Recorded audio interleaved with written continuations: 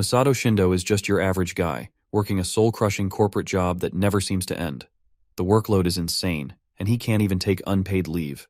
The company promises easygoing bosses, but it's all a trap to pull employees into long, stressful hours. Day and night, Shindo is working, barely getting any sleep. He takes the job because it's the only offer he has at the time, and slowly, he gets used to the grind. But the more he pushes himself, the more he loses sight of why he's even doing this. Sleep becomes a distant memory. Every time he tries to rest, there's always one more task waiting for him. The only thing keeping him going is his plants. He develops a habit of tending to a small garden at home. It starts one evening when he gets home from work and watches a TV show about farmers. They live simple lives, just planting, growing, and harvesting. No stress, no deadlines, just peace. That's when he decides to start his own little garden, hoping it will give him a small escape from the madness of his job. 2 days ago, one of his tomatoes was just about to ripen. He has been watching it closely, waiting for it to turn red. When he finally picks it up, though, something feels off. The tomato looks strange. He hasn't seen one like it before and starts to worry that it might be diseased. Thinking it might infect the other plants, he eats it himself without really thinking about it.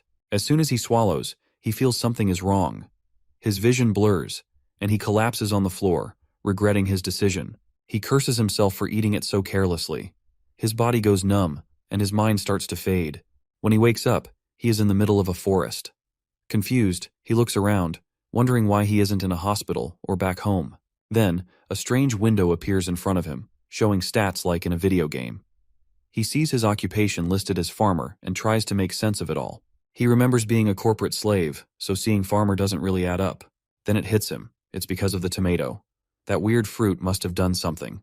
The reincarnation fruit skill on his status window seems to confirm it. At first, he thinks maybe he's hallucinating from eating the strange tomato, so he does the first thing that comes to mind. He slams his head against a tree to see if it's real. The pain that follows tells him it definitely isn't an illusion. He hits the tree a few more times just to be sure, and finally accepts that this is his new reality. Now he's a farmer in a completely different world. He doesn't know what to do next, but one thing is clear: this is no dream.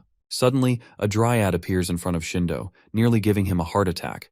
Apparently, the smell of the reincarnation tree is attracting them. The dryads quickly warm up to him, and just like that, they become his tamed creatures. He hears a voice in his head explaining the whole thing, and somehow, he's tamed them without even trying. Shindo is still trying to process what's happening. He notices that he feels strangely refreshed, and when he checks his stats, they've skyrocketed, 5 times higher than before.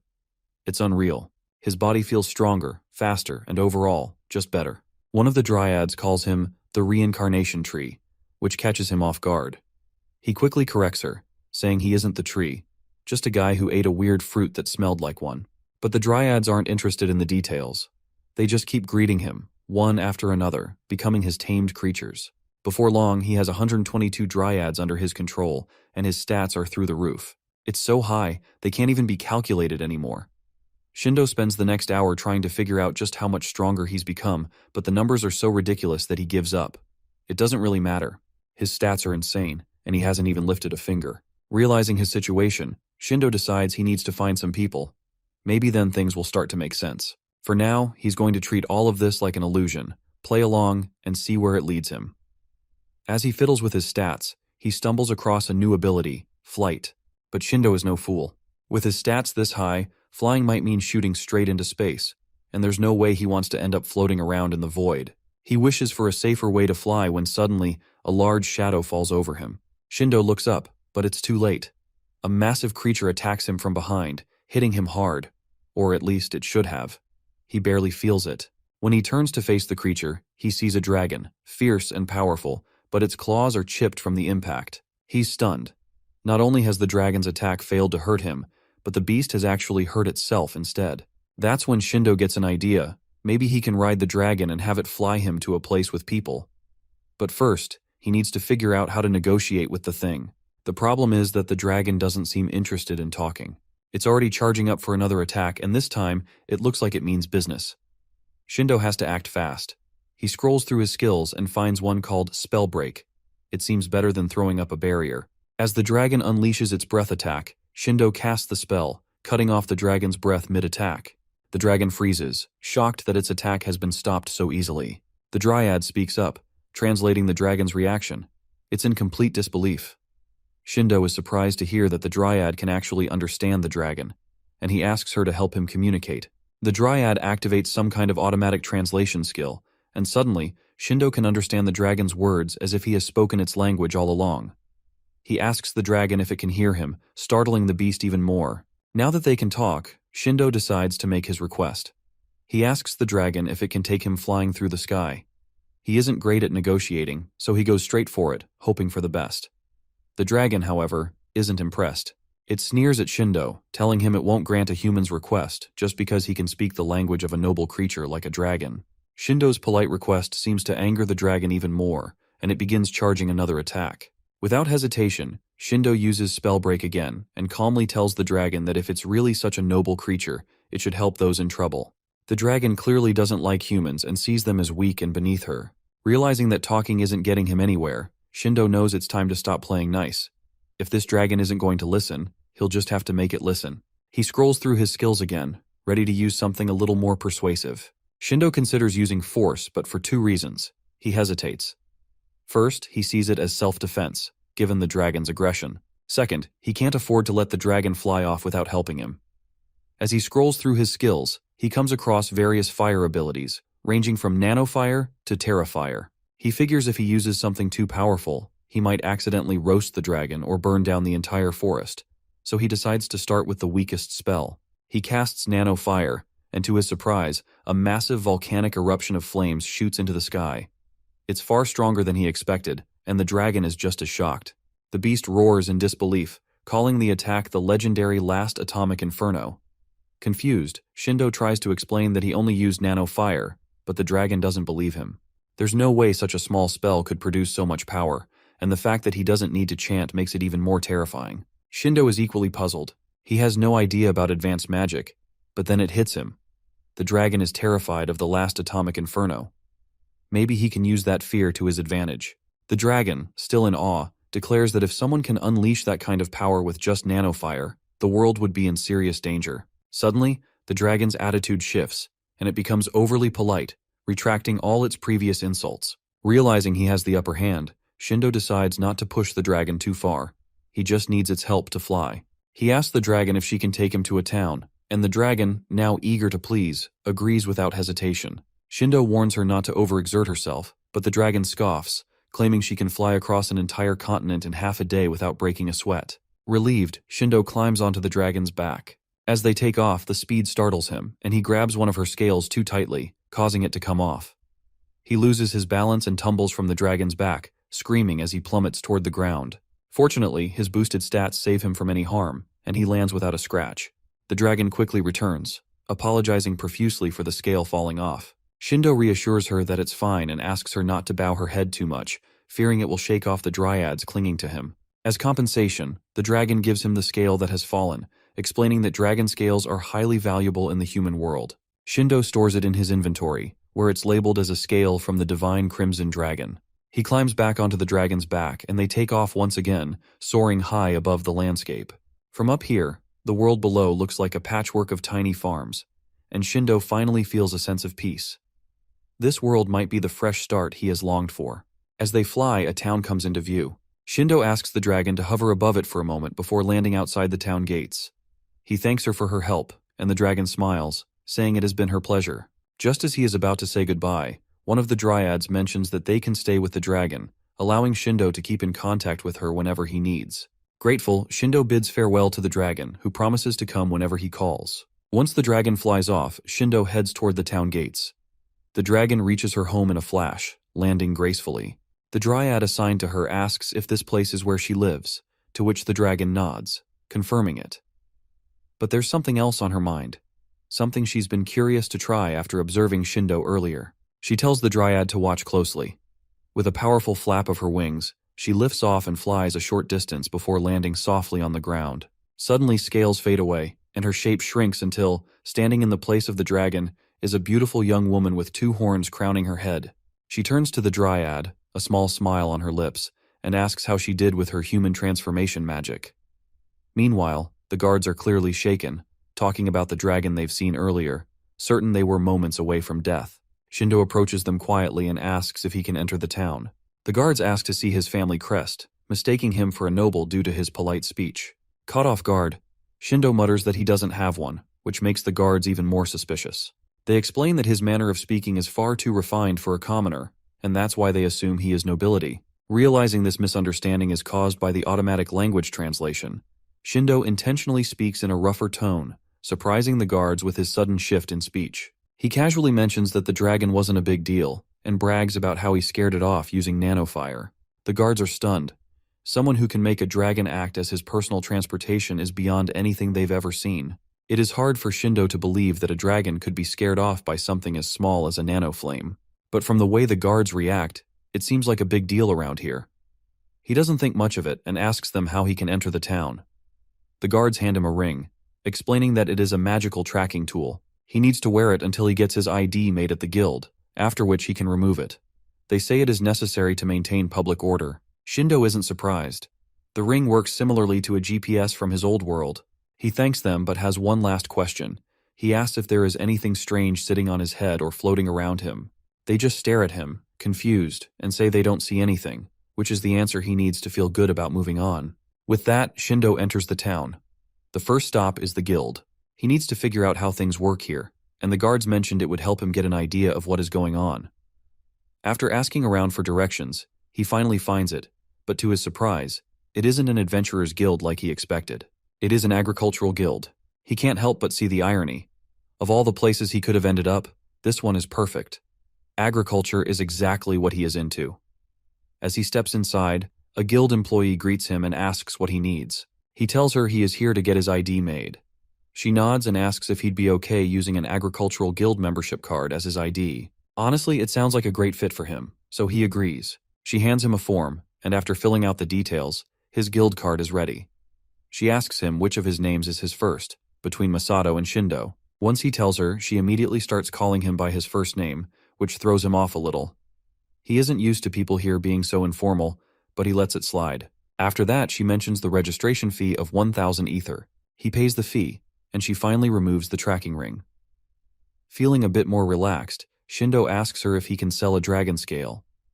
Her eyes widen, and she asks what someone like him is doing with a dragon scale in a place like this. Still, she answers his question and says he can sell it here at the guild. Before doing that, Shindo asks about the average living expenses. The employee, who introduces herself as Carol, tells him that the cost for one person is about 30,000 ether per month. Shindo figures the money from selling the scale will be more than enough to cover his living expenses. But Carol explains that the value of the dragon scale depends on how much dragonium is in it, so she'll need to measure it before giving him a final price. Just as Shindo is getting ready to move on with his plans, the guild's appraiser shows up. The moment the guy lays eyes on the dragon scale Shindo brings in, his face lights up in shock. He can't believe what he's seeing. The scale has the highest concentration of dragonium he's ever come across. Apparently, the rank of a dragon is determined by how much dragonium it contains, and from the amount in this scale, the appraiser concludes it has to be from an ancient dragon. Hearing that, Shindo finally realizes that the flaming crimson dragon he encountered must have been one of those ancient ones. But he still isn't convinced. He asks the appraiser if this amount of dragonium is considered small, since to him, it doesn't seem like much. The appraiser quickly sets him straight, along with the employee who is helping out. They both explain that it's actually the opposite. The scale is incredibly valuable. In fact, the price for it is going to be around 8.1 million ether. Shindo's jaw nearly drops, but he keeps his cool and asks about the registration fee. Then he mentions that he wants to buy some farmland.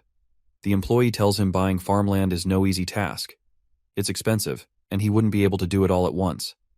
She suggests he start by renting a plot, which makes sense to him. Renting would give him the chance to try things out on a larger scale without breaking the bank.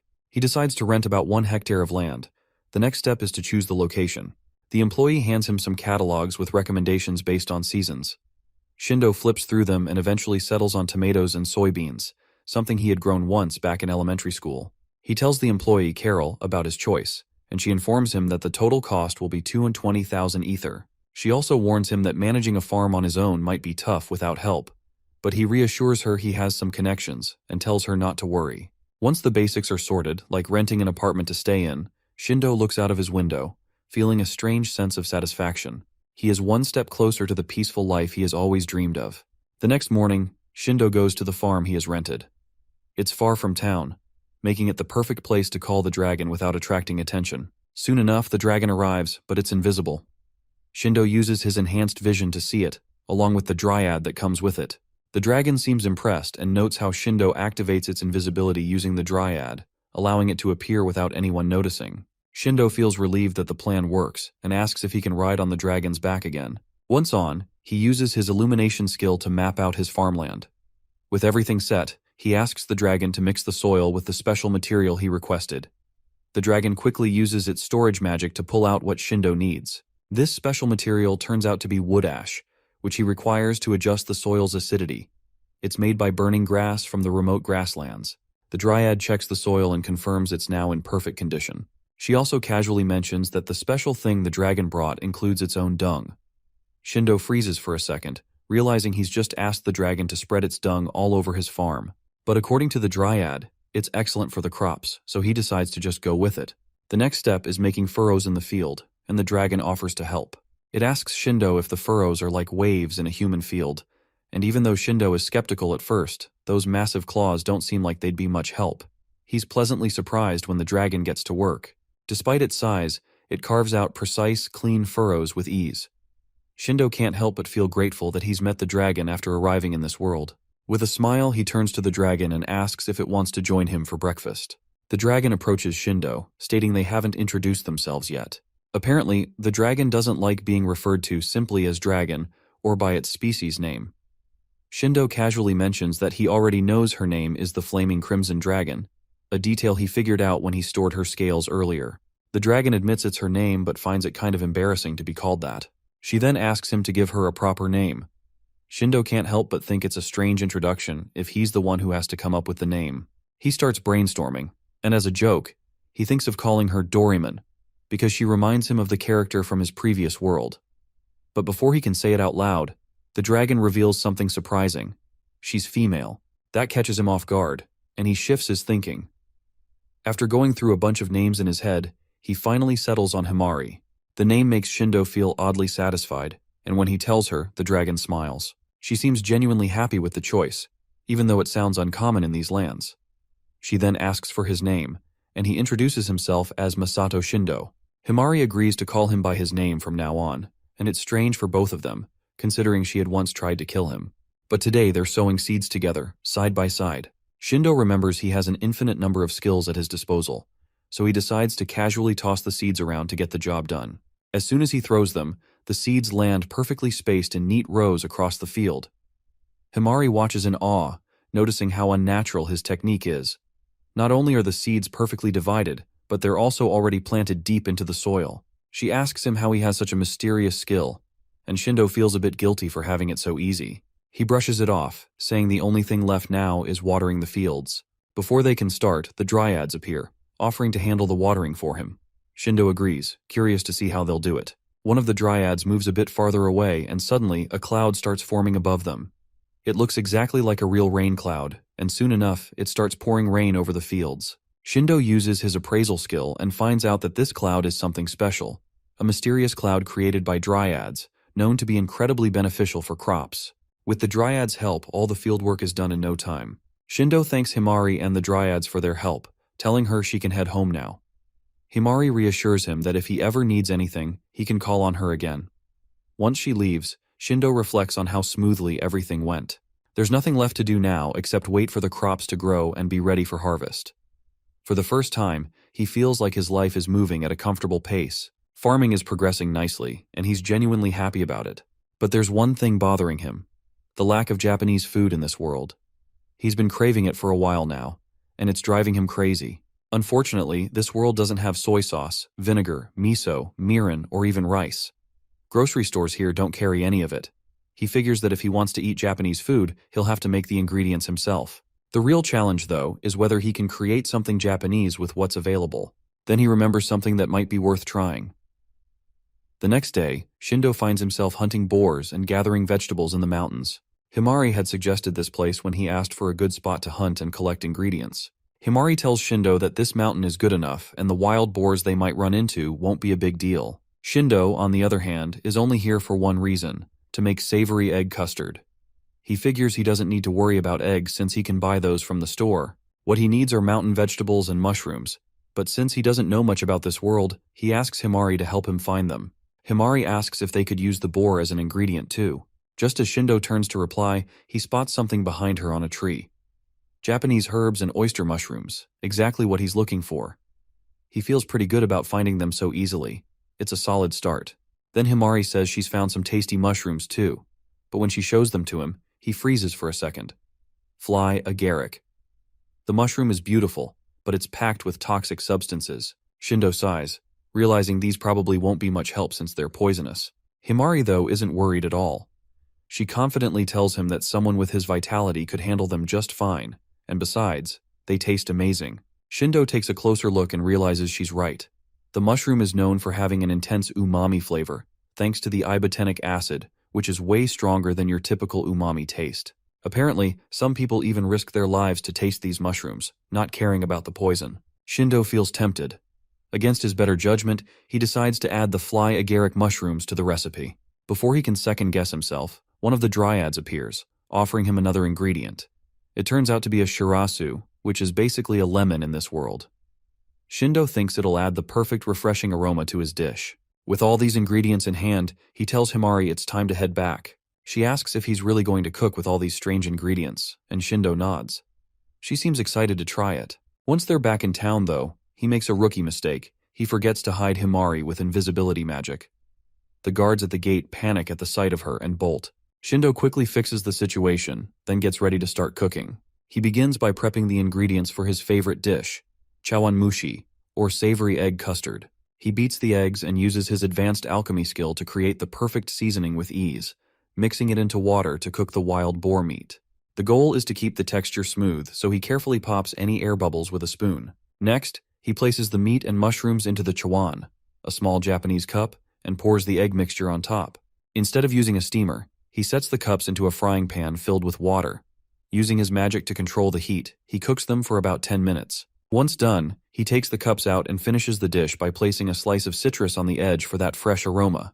Finally, the chawanmushi is complete. Shindo invites Himari to try the dish. She arrives quickly, eager to taste it. He wonders aloud how she's going to manage eating from the tiny human-sized cups, considering her size as a dragon.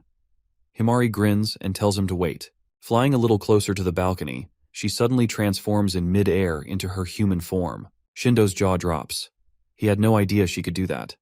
Himari, clearly proud of herself, smirks and asks how she looks. Shindo is still in shock, but sets aside the surprise, realizing the more important thing, they can now enjoy their meal together. They sit down at the table, the dish served and ready. Before they begin, they exchange a quick, traditional Japanese-style greeting. Himari, excited, quickly grabs her cup, eager to eat right away. But Shindo stops her, calmly instructing her to squeeze the lemon over the dish first and then eat it with a spoon. She listens and follows his instructions, and when they finally taste the dish, it turns out to be even more delicious than either of them expected. The crunchiness of the herbs perfectly complements the smooth, tender texture of the oyster mushrooms. Himari exclaims how smooth and flavorful it is, exactly what Shindo was hoping for. After that, Shindo hesitates for a moment but decides to try the fly agaric mushroom. He's unsure at first but takes a bite. The taste is like nothing he's ever experienced before. The umami hits him hard, better than anything he's tasted in his previous life, and for a moment, he understands how people could get addicted to these dangerous mushrooms. Luckily, his detox skill kicks in, letting him savor the flavor without any harm. Shindo notices that Himari doesn't seem to need any detox at all. She's enjoying the mushroom just fine, with no side effects whatsoever. They finish their meal together, happily savoring every bite. Himari thanks him for making such an incredible dish, telling him he clearly knows his way around exquisite flavors. Shindo, pleased, asks her if she'd like to try more dishes later on. She quickly agrees, even requesting that he make this one again so she can store it using her magic. He promises to prepare it for her next time. And with that, she heads home. After she leaves, Shindo thinks about how much more enjoyable the food in this world could be. The next day, with his free time on hand, something he never had in his old life as a corporate slave, he decides to explore the gardening supply store. He walks through the aisles, looking at various items like bamboo stakes, which are way too expensive for him. He calculates the cost and realizes that outfitting a 1-hectare farm would be a huge expense. He wonders if he could make the stakes himself to save money. Suddenly, a familiar voice calls out his name. It's Carol from the Agricultural Guild. Shindo immediately thanks her for the help she'd given him before, but Carol waves it off, saying she was just doing her job. She explains that she's here to shop for her own home garden, something she takes care of whenever she's on break from the guild. She offers to show him around the store, giving him a head start on what to buy. Shindo asks if she's sure, and Carol assures him it's no problem at all. As they walk, she introduces him to a bunch of items, some of which leave Shindo amazed. He learns about the seed invasion barrier, which repels unwanted plants like weeds, and the sprinkler magic tool, a handy device for watering large areas. Shindo listens, but he quickly realizes he doesn't need most of these tools. Dryad's blessings have already made his farming life much easier. He tells Carol he won't need the items she just explained because he has the ability to control rain clouds. Carol goes silent for a moment, clearly amazed, and Shindo feels a little awkward, realizing how strange that must sound to her.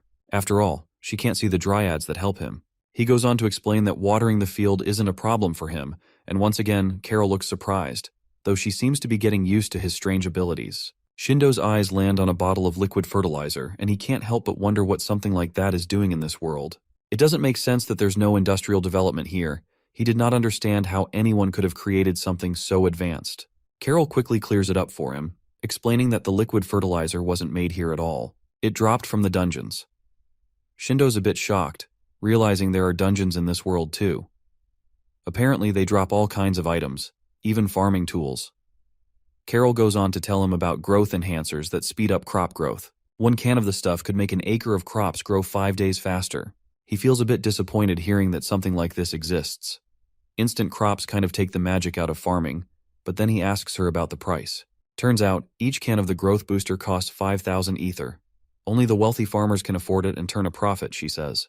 But then she mentions that with something like a dragon scale in his possession, Shindo could just go and collect these items from the dungeon himself.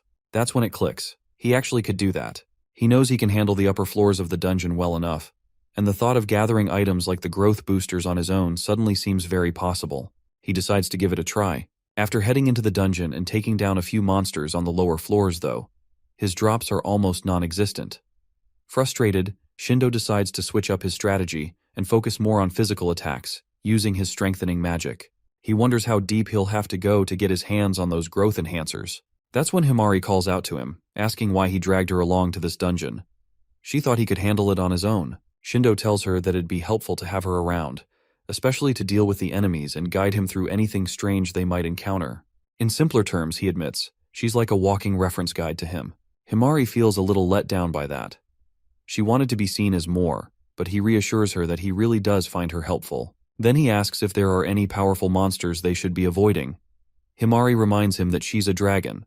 Most monsters are terrified of her, and even the stronger ones here won't dare challenge them. With that, Shindo feels confident they can dive deeper into the dungeon without worrying too much. He opens his skill window, thinking of trying something new.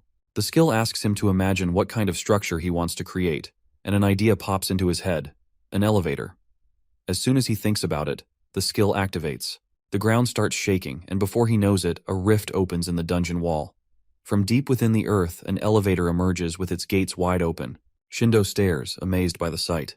The craftsmanship is unreal, far beyond anything that should exist in this world, where the concept of an elevator doesn't even exist. Himari's shocked too, asking how he could just change the structure of the dungeon like that, as if he's some kind of demon king. They step into the elevator, and it smoothly carries them down several floors, eventually stopping at the 80th. The doors slide open, and they're immediately met by a massive, hulking monster. Without missing a beat, Shindo asks Himari if this creature is stronger than her. She casually assures him it's not, but warns him to be careful. This bear-like beast may not be stronger, but it's quick on its feet, and its reflexes are sharp. They need to be cautious with how they approach the fight. Shindo nods, already charging ahead, determined to take it down. Before she even realizes it, Shindo moves in for the kill, taking down the monster with a single, devastating kick. It's over in 1 second. The monster drops an item as it crumbles to the ground, and that's when she notices the beast is already dead, taken out by Shindo. Confused, she asks him if the monster somehow took itself out because she didn't even see him move. Shindo casually tells her that he just exploited the monster's weak points. He then shows her a card that dropped from the monster. It's the Wyvern Circulation card, which can summon multiple wyverns that have storage capacity for transport. Wyverns are monsters that are 50 times faster than any carriage, making this card a big deal. He asks her if every bear drops different cards. She explains that the same monsters always drop the same cards. So, if he isn't finding what he wants, he should switch to a different monster. He takes that in and looks ahead, spotting a passing crocodile. He points it out and asks if that one would work. Before she can respond, she realizes he's already gone. She sighs as she notices the crocodile is dead too. He took it down before she could even see what happened. Once again, he's way too fast for her to keep up. The monster drops another item. This time it's the ultimate vinyl house, a structure that creates the perfect environment for growing any plant, except fungi. Shindo seems pretty pleased with it, imagining all the plants he could grow now. Himari suddenly remembers something and asks if the vinyl house could cultivate alhildake. Shindo looks confused and asks if it's some kind of mushroom, wanting to know more. Himari explains that alhildake are the raw materials needed to cure white mage's disease, one of the 5 deadliest diseases in the world. White mages can only be cured with a specific medicine, and her mother happens to have the disease. She only has 300 years left to live, and Himari had almost given up hope of curing her. But if the vinyl house could grow alhildake, her mother's life might be saved. Shindo doesn't hesitate.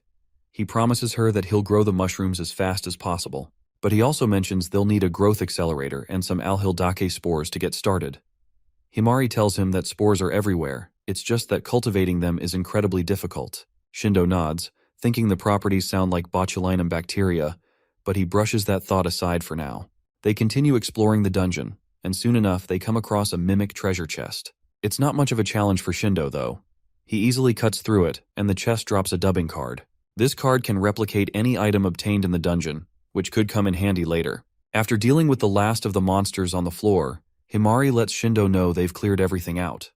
But still no sign of the growth accelerator. Shindo figures they have no choice but to go deeper into the dungeon. The place is dangerous, but they're running out of options. So, they head for the elevator.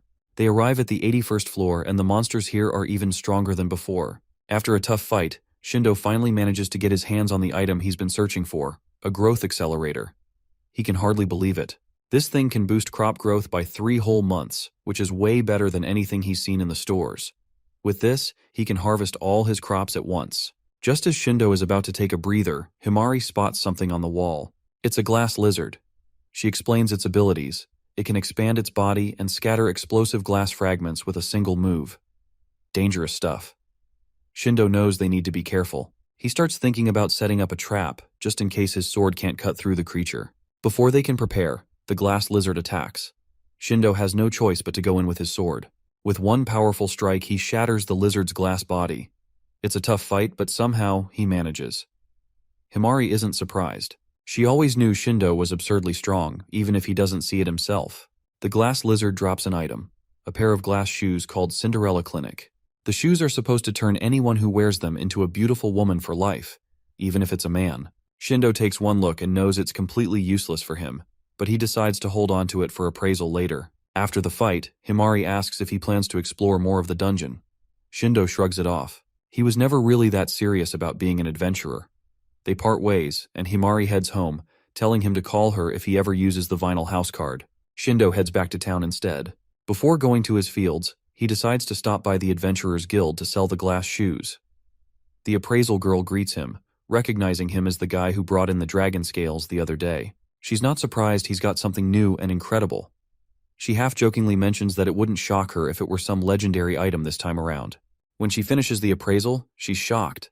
Turns out the glass shoes are a top-tier version of the legendary momentary glitter of Cinderella. This thing can influence relationships among high nobles and royalty. She asks where he found something this rare, and when Shindo says it's from the 81st floor of the dungeon, she doesn't believe him at first. But after using a lie detector on him, she realizes he's telling the truth. Just as Shindo is wrapping things up at the guild, the master appraiser steps out from the back, looking intrigued.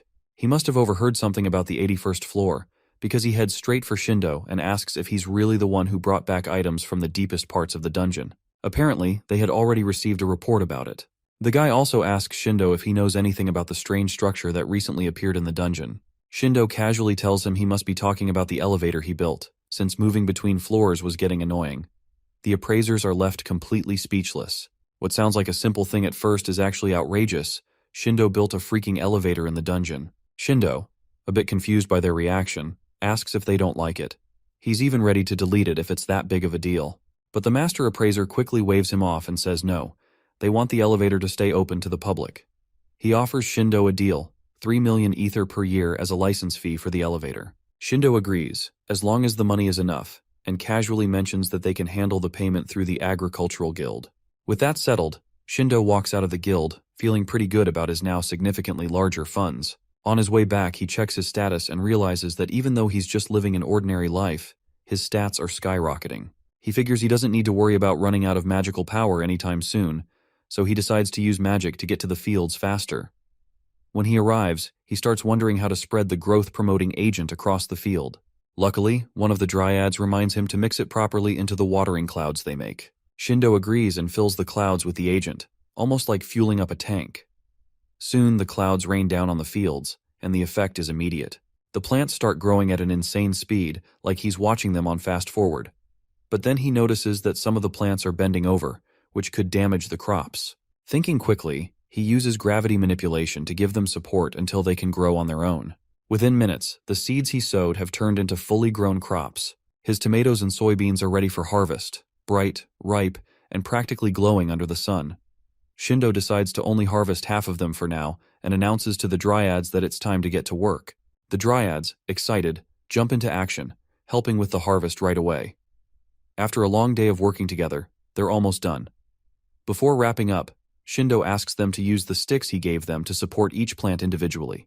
The dryads nod, saying they can handle it and get right to work, carefully providing support to all the plants. Shindo remembers that the growth-promoting agent he used has a cooldown of 4 days, so he suggests they take it easy and rest until it's ready to use again. 4 days later, they finish harvesting all the remaining tomatoes and soybeans.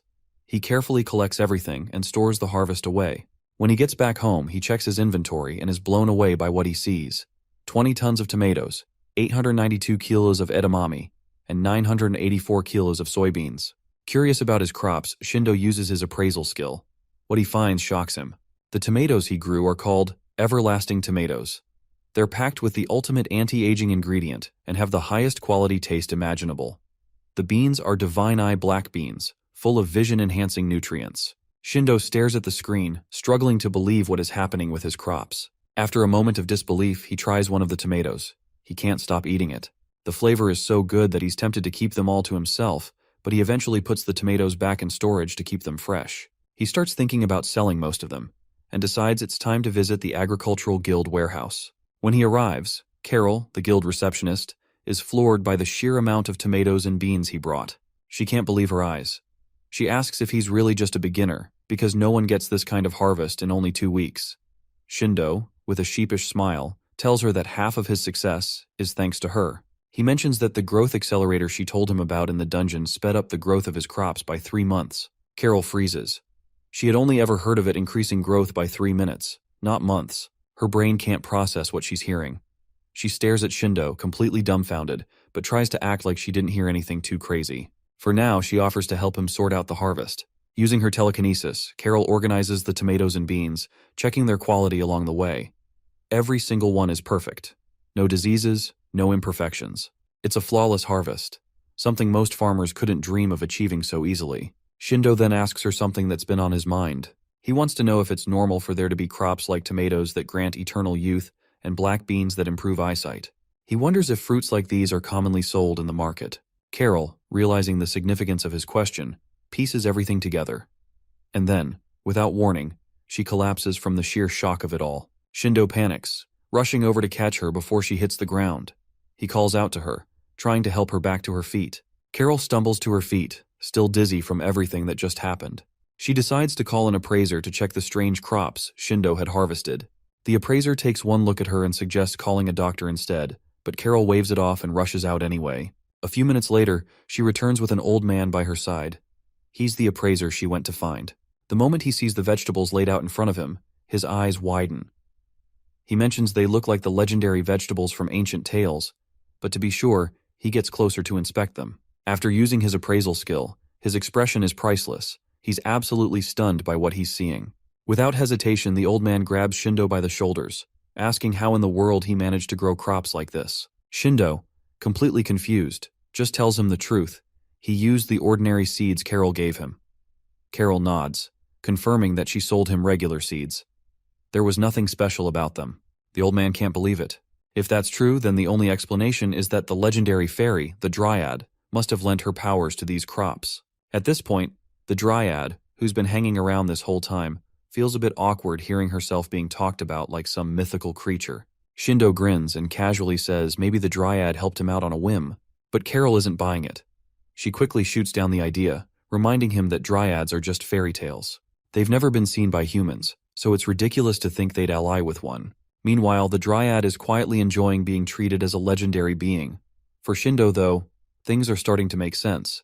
That rain the dryad created must have had some magical effect on his crops. It boosted them, turning them into something extraordinary. The tomatoes and soybeans are packed with more nutrients and vitamins than usual, and the rain supercharged their juiciness. Carol, now fully convinced that these crops are special, tells Shindo they'll need the help of an exclusive merchant to sell them. Shindo, a little clueless, asks what that even means. Carol explains that an exclusive merchant deals with products of higher quality, the kind you don't just toss into the regular market. These crops are too valuable to be sold normally, especially since they have properties like extending lifespans that could attract a lot of unwanted attention. She goes on to say that selling items like this isn't just about profit. It's about protecting the source and the producer. If people find out Shindo is the one growing these crops, they'll come after him. So, by working with an exclusive merchant, they can keep his identity hidden while making sure the crops are sold through safe, separate channels. The merchant handles everything, no matter how far they have to go, to keep Shindo protected from any dangerous individuals who might want a piece of what he's got. Shindo figures his status might be ordinary enough to avoid trouble, but just to be safe, he asks the dryad to keep an eye out for anything suspicious around his lodging.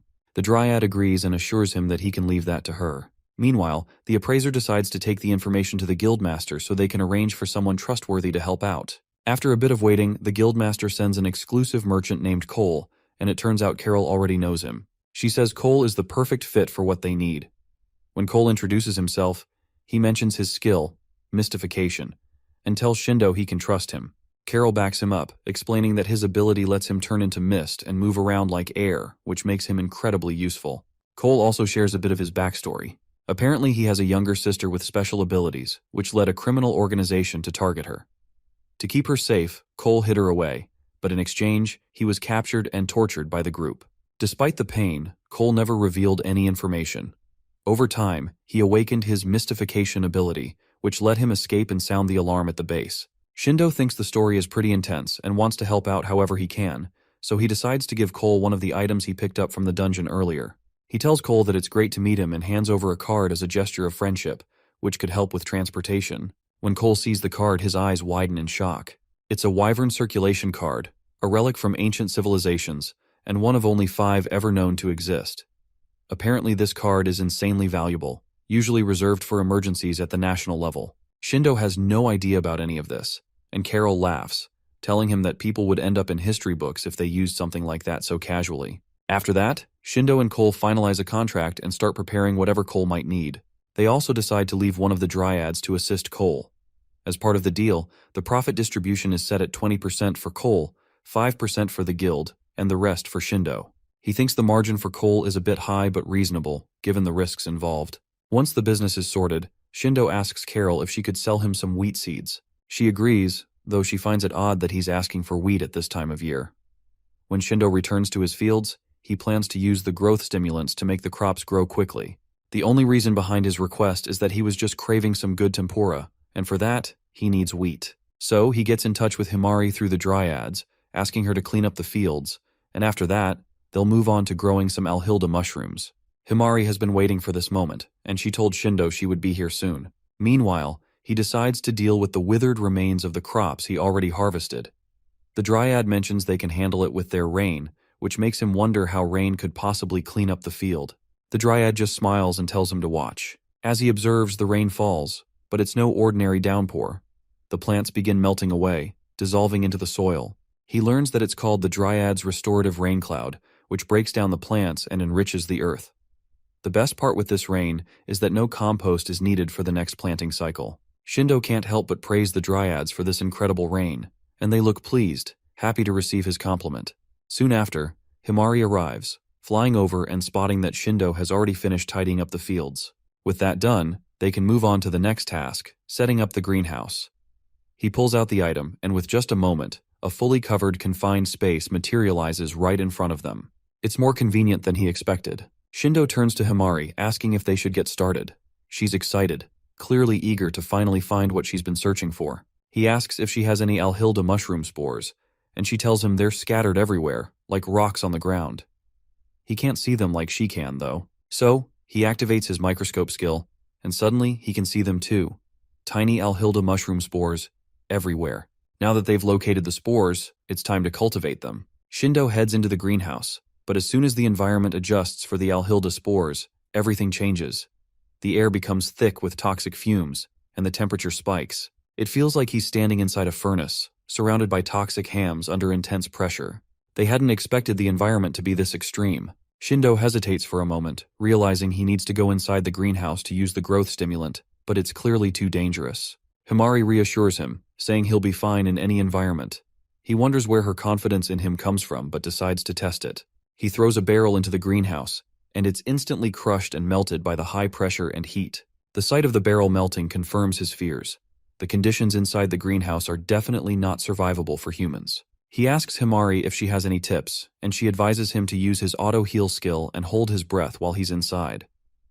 With no other choice, Shindo prepares himself. He activates his auto-cure skill and, for extra safety, locks his HP to make sure he doesn't completely die in there. Stealing his nerves, Shindo enters the greenhouse while Himari wishes him luck.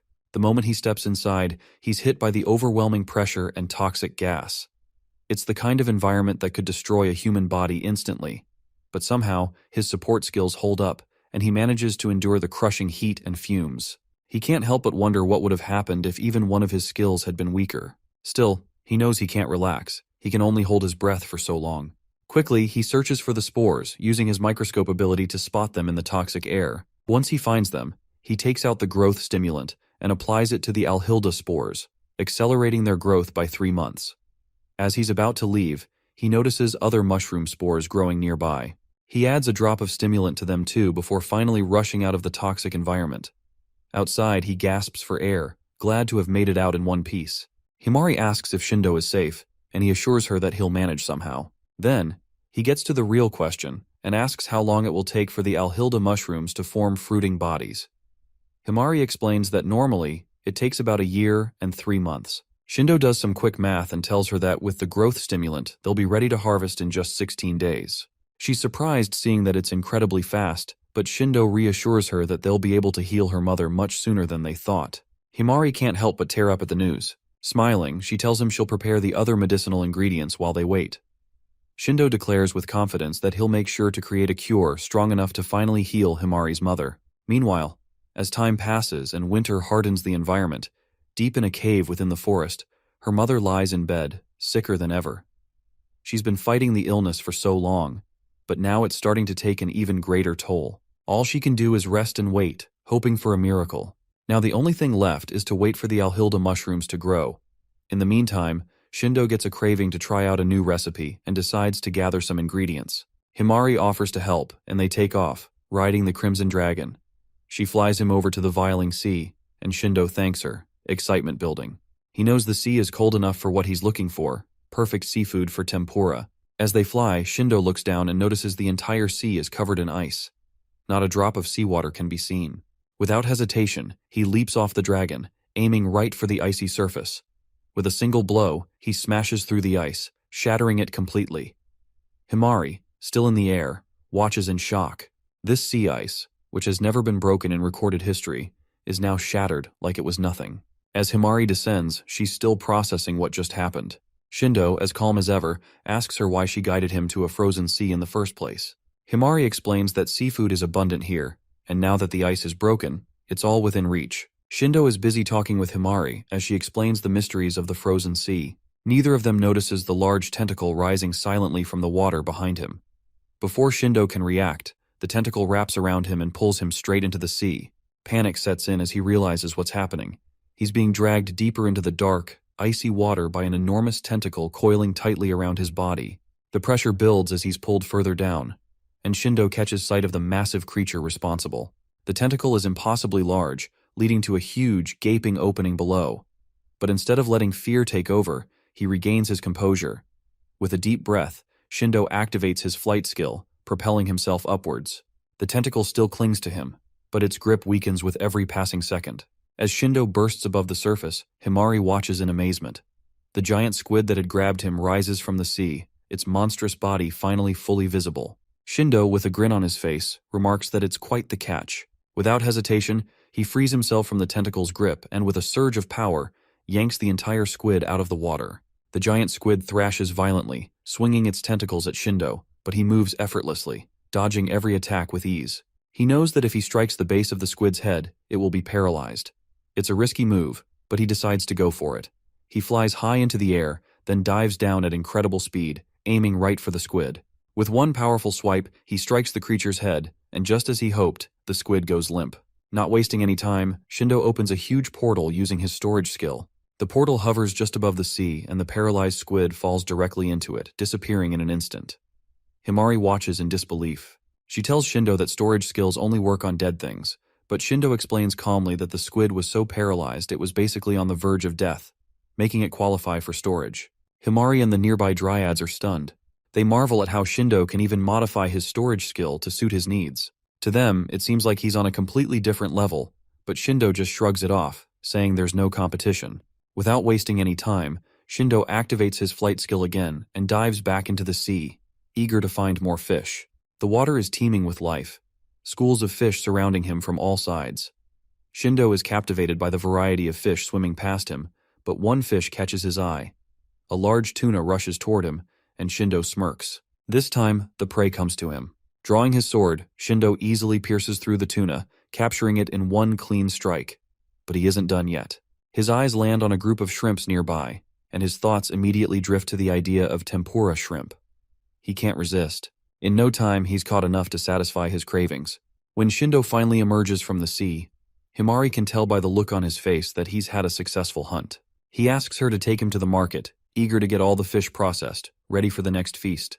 At the fish market, Shindo feels a wave of disappointment wash over him when the shopkeeper tells him they don't handle the processing, as they only deal with loyal fishing boats. It's not what he wanted to hear, but with no other choice, he decides to try elsewhere. Just as he's about to leave, the store manager stops him and asks to see what he's caught. Shindo hesitates but pulls out the tuna from his bag. The moment the fish is out, the manager's eyes widen in shock. The tuna is pristine, its fattiness and freshness well beyond anything he's seen. He's amazed.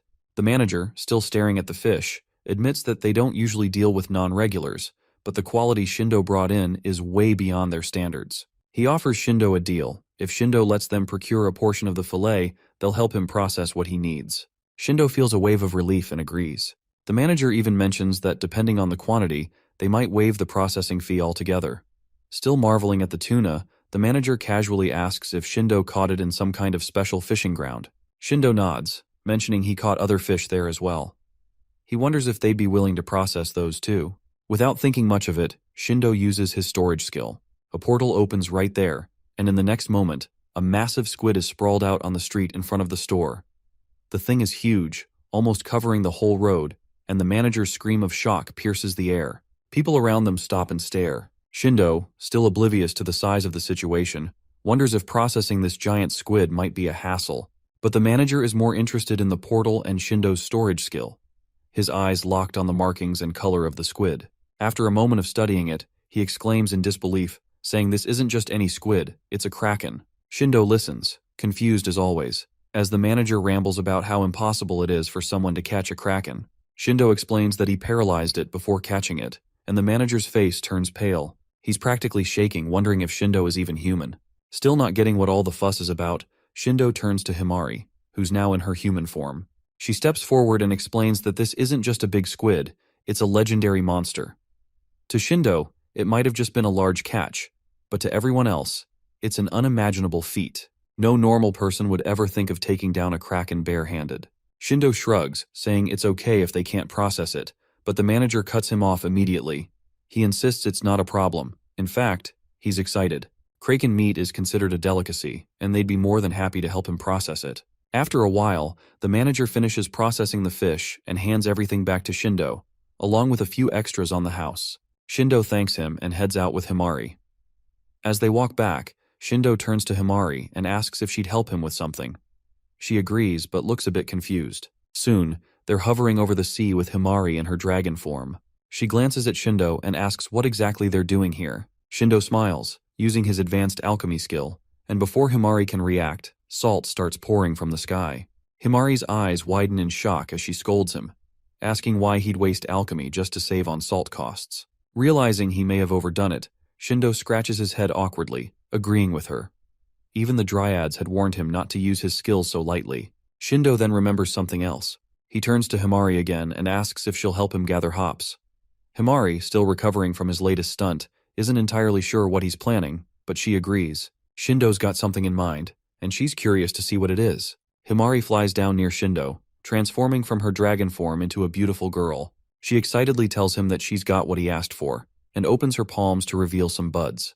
Shindo identifies them as hops, and Himari curiously asks what he plans to do with them. She knows Shindo is probably up to something outrageous again. Shindo, already drooling with excitement, explains that he'll use the hops to make soy sauce, wheat flour, and beer. He's already got yeast from the bread shop, and now most of the ingredients are ready. Himari doesn't really know what these things are, but just looking at Shindo's drooling face makes her certain that he's planning something delicious. She eagerly says she can't wait to taste whatever he's going to make and even starts drooling herself. Shindo, trying to calm her down, reminds her that he hasn't finished the preparations yet, and that there's still one more thing he has to do. He pulls out a dubbing card, and Himari asks what he's going to duplicate. Without saying much, Shindo uses the card on the greenhouse, creating another one in an instant. Himari wonders what he plans to grow in there, while Shindo is already searching for the perfect spot for his next experiment. When he finds it, he takes out a needle and squirts out a fast-growing solution. But Shindo overdoes it, and suddenly a mountain of seeds bursts from the ground, swallowing him whole. As Shindo struggles to get free, still upside down in the mountain of seeds, Himari watches in shock. Shindo finally explains that the seeds are for making a seasoning called soy sauce. Himari asks how these seeds will turn into a seasoning, and Shindo says there are still more steps before that can happen. He suggests they head to town for the next part of his plan, and they set off. In town, they visit a realtor. The receptionist greets them and asks what they're looking for. Shindo explains he's not looking for any items. He's actually looking for a vacant lot. The receptionist agrees to help and hands him a catalog to browse. Himari, sitting beside Shindo, is still confused, wondering why he needs a vacant lot just to make seasoning. Shindo, however, has it all planned out. He's going to build a factory using his master-level architecture skill. After looking through the catalog, Shindo selects a piece of land. The realtor tells him it will cost 3.2 million ethers and adds that he can take out a loan if needed. She asks if he wants to appoint a guarantor or use an item as collateral for the loan. Shindo, realizing he doesn't have the money on hand, agrees to the loan and pulls out a skill card from his inventory. He asks if it would work as collateral. The realtor lady is stunned. It's the legendary Wyvern circulation card, one of only 5 in existence. She starts sweating, unable to believe Shindo is offering such a rare item as collateral for a simple piece of land. Shindo calmly explains that it's the only valuable thing he has. The realtor, still panicking, tries to figure out how she'll even store such a rare card safely, while Himari, used to Shindo's absurd ways, remains completely unfazed. Shindo and Himari finally arrive at the plot of land Shindo recently bought. Himari asks what his plan is, but Shindo doesn't respond. Instead, he extends his arm and activates his master-level architecture skill. The entire area begins to glow as the structure starts taking shape, gradually appearing before them. Shindo is focused, carefully designing every detail of the building in his mind as he constructs it with his skill. He already has a clear plan. The first floor will handle dehydrating and dehusking wheat. The second floor will be dedicated to milling the wheat into flour. The third floor is for soy sauce production, and the fourth floor will be used to make beer. All of this is possible because Shindo had studied food manufacturing back when he was job hunting as a new graduate in his previous life. He recalls the necessary factory equipment and operational processes as if it were second nature. As the building continues to materialize, Himari watches in awe. Though she's grown accustomed to Shindo's extraordinary abilities, the sight still amazes her. The structure looks modern, much more advanced than anything else in this world. She wonders how it will function, but Shindo reassures her with a confident smile, explaining that each floor has been thoroughly planned. Everything is ready now. Despite her amazement, Himari still can't fully grasp how it will all work. Shindo suggests she return in 2 days after they've harvested their wheat, promising that everything will be in motion by then. He also invites her to join him as he wants to show her something else. Himari, both excited and curious, agrees. Later, in the greenhouse, Shindo shares the progress of the alhilda mushrooms with her. He applies the growth stimulant for the 3rd time, and Himari is stunned by how much the mushrooms have grown. Shindo points out that the fruiting bodies are now visible, a sign that they're getting closer to maturity. Himari feels a sense of relief, thinking her mother won't have to wait much longer for the medicine. Shindo heads over to the wheat field to check its condition. He asks the dryads to help make it rain using a stimulant that's already been prepared, and they agree. Soon, rain starts pouring down over the field. Within moments, Shindo notices the wheat looks ripe for harvest. Curious, he decides to appraise it. The wheat turns out to be super low glycemic, with an extremely low glycemic index. This means the carbohydrates in the wheat can be absorbed without insulin, making it perfect for diabetics. The taste is also exceptional, which is an added bonus. As they walk through the field, Himari thanks the dryads, acknowledging their help in making all this happen. Shindo then suggests they head over to the factory. Once they arrive, Shindo shows them the machine he built. The first floor is equipped with machinery for dehydrating and dehusking the wheat, and everything is working as planned. Himari and the dryad are impressed, amazed by the setup. Himari asks if all they have to do is put the wheat into the machine, and Shindo confirms that's all there is to it. Everything else happens automatically. Himari, still trying to grasp what automatic means, watches as Shindo announces that the process is almost complete. He uses his storage skill to check the wheat, and after processing, it weighs 7.3 tons. Shindo is surprised by the large yield from such a small plot of land. Himari wonders if the dryads had a hand in this success. Excited for the next step, they begin placing ingredients into the machines on each floor. Once everything is set, the machines start operating. Himari remains unsure about how these machines work on their own, but Shindo reassures her. She still finds it hard to believe that machines can make food automatically, without anyone doing anything. To explain things better, Shindo walks her through the entire process. The fourth floor is for beer production, complete with fermentation tanks and a filtration system. The third floor is where soy sauce is made, and there's also a section for flour production. The first floor handles wheat dehydration. Himari is shocked by the scale of everything and questions how food production could involve such advanced equipment. Shindo tells her not to overthink the process and to just wait for the results. He assures her that from now on, they'll be producing incredibly delicious food.